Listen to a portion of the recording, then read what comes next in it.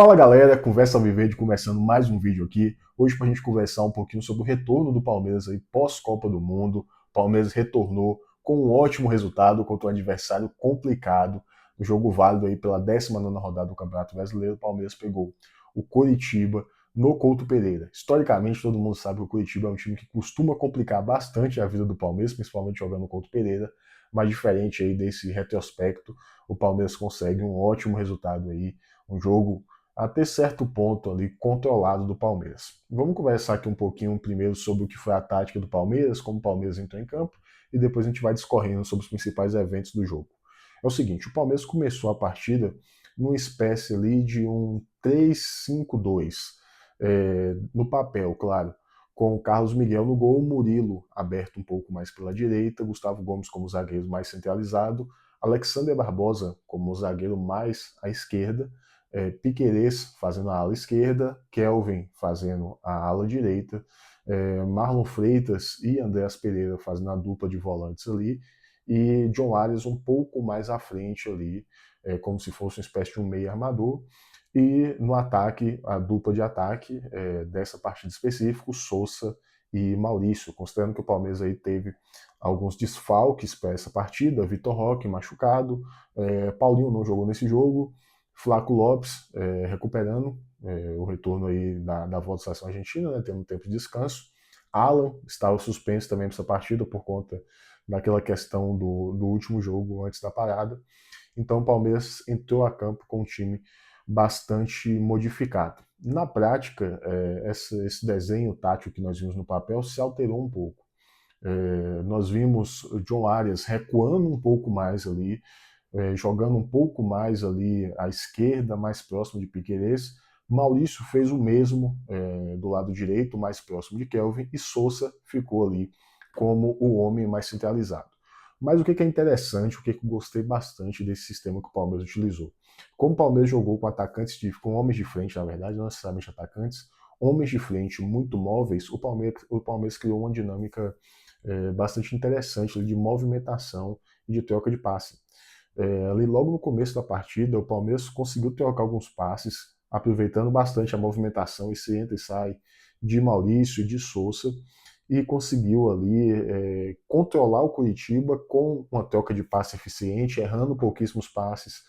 O Curitiba praticamente só se defendeu nesse período aí, ficou ali quase que encaixotado, até sair o primeiro gol, o gol de Maurício, um chute ali quase da pequena área, aproximadamente, ali no canto esquerdo do goleiro do Curitiba, que nada pôde fazer, o Palmeiras abriu o placar. Abrindo o placar, naturalmente, o Curitiba ia precisar sair um pouco mais, jogando em casa. Curitiba, que inclusive faz uma boa campanha no Campeonato Brasileiro, o Curitiba é o 7º colocado até o momento que eu estou gravando esse vídeo.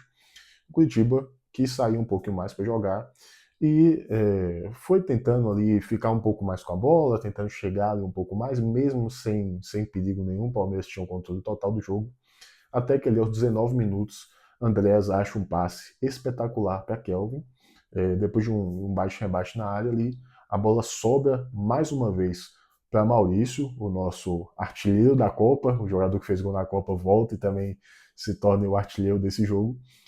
Teve muita calma, muita tranquilidade para avançar um pouco com a bola e dar um toquinho ainda por cima do goleiro do Curitiba. Após o 2-0, o Curitiba tentou chegar mais algumas vezes, tentou criar algumas oportunidades, mas o Palmeiras controlou bastante a partida nesse primeiro tempo aí, praticamente não sofreu. O Curitiba teve boas chances na bola parada, teve um chute, salvo engano, de Josué, que Carlos Miguel desvia pontinha de dedos. Da mesma forma que na bola parada, John Arias também quase faz um gol pro Palmeiras, chutou no travessão. E no finalzinho do primeiro tempo, o Curitiba teve uma chance que foi uma defesaça, um milagre de Carlos Miguel, cabeçada de Thiago Santos. Carlos Miguel foi buscar a bola embaixo, uma defesa difícil, principalmente com o cara da estatura de Carlos Miguel. No segundo tempo, o Curitiba voltou modificado, fez algumas alterações e voltou de uma forma mais ofensiva, propondo mais o jogo, tentando ir mais para cima. O Palmeiras voltou com uma abordagem um pouco mais defensiva também, diminuiu um pouco o ritmo, diminuiu a troca de passes, diminuiu a posse de bola, que foi o que garantiu um controle extremo ali no primeiro tempo, e o Curitiba aproveitou disso aí para tentar criar volume de jogo. Não é que criou volume de jogo. O Curitiba cruzou muitas bolas na área, tentava ali chegar meio que de qualquer jeito. O Josué, de fato, levava perigo para o Palmeiras nas bolas paradas, mas assim, chance mesmo que o Curitiba teve, praticamente nenhuma, assim, sabe? Mas o Curitiba aproveitou tanto do Palmeiras ter diminuído o ritmo, quanto também da necessidade de buscar ali um resultado jogando dentro de casa, e foi de fato para cima. Mesmo pouco ameaçando o Palmeiras, ficou mais com a bola. Em uma das poucas oportunidades que o Palmeiras, ainda que em ritmo lento, conseguiu trocar passe, conseguiu criar alguma coisa, Sousa fez uma bela jogada pelo lado esquerdo, cortando para dentro, driblou o marcador do Curitiba e deu um chute rasteiro no canto do goleiro. Um chute que lembrou muito, inclusive até o narrador lembrou também, o fatídico gol de Haaland contra o Brasil. Um belo gol de Sousa ali, uma jogada ali que ele basicamente criou, ele driblou um marcador e finalizou pro gol. E aí, enquanto estava todo mundo na euforia ali, pós-gol, pós 3-0 do Palmeiras, sendo que o jogo já tinha sido liquidado, o Curitiba consegue chegar ao seu gol. E aí é uma questão que a gente precisa conversar aqui. É o seguinte: essa formação que o Palmeiras adota para essa partida do Curitiba, uma formação com 3 zagueiros, com 2 laterais, por mais que estejam jogando como ala, mas 2 laterais e 2 homens de meio de campo ali que tecnicamente tem que fazer a função de marcação, não pode tomar um gol de saída de bola de meio campo. O Palmeiras toma um gol de saída de bola.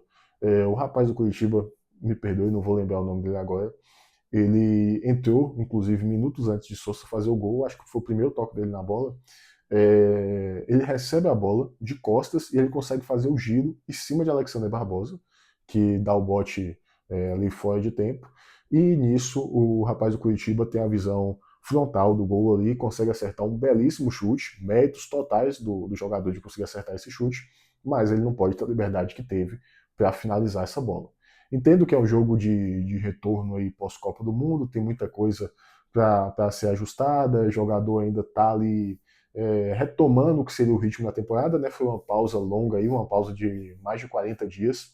Então tem muita coisa para ser ajustada, a questão defensiva também precisa ali melhorar um pouco, evitar que os times adversários cheguem com facilidade para poder fazer cruzamentos, precisa haver mais bloqueios desses cruzamentos aí, mas no geral foi uma partida muito boa mesmo. Tem algumas questões aqui que talvez seja um ponto negativo da partida, que são os desfalques que teremos para a próxima rodada, para o domingo contra o Atlético Mineiro, às 7h30, se eu não me engano. Basicamente é o seguinte: o Palmeiras tomou 3 cartões amarelos e os 3 cartões que o Palmeiras tomou tiraram jogadores da próxima rodada. Kelvin está suspenso, Sousa está suspenso e Alexander Barbosa também está suspenso. Veremos quais opções aí a comissão técnica vai utilizar para poder repor esses jogadores.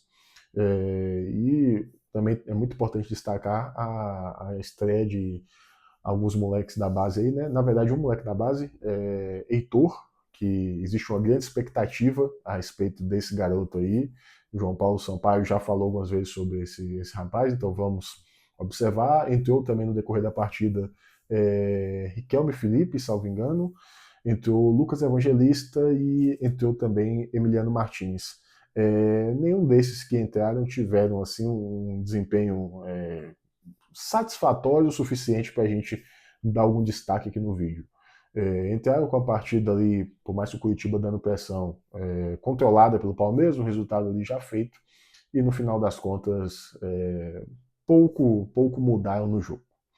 E é o seguinte: após esse resultado aí, o Palmeiras consegue uma boa vantagem na liderança do campeonato aí.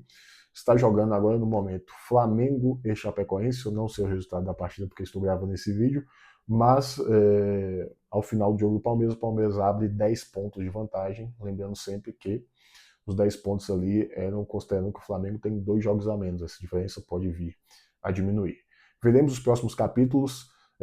Aqui no Conversa Alviverde agora nós teremos um acompanhamento muito mais de perto dessas partidas do Campeonato Brasileiro, Copa do Brasil, tudo que o Palmeiras jogar, a gente vai estar aqui e vai cobrir. Se você chegou até aqui, deixa o seu like aqui no vídeo, compartilha com todos os seus amigos aí, independente do time que eles torçam, para poder apoiar o canal aqui. E claro, segue a gente, se inscreve aqui no canal, porque nós estamos sempre falando do Palmeiras aqui.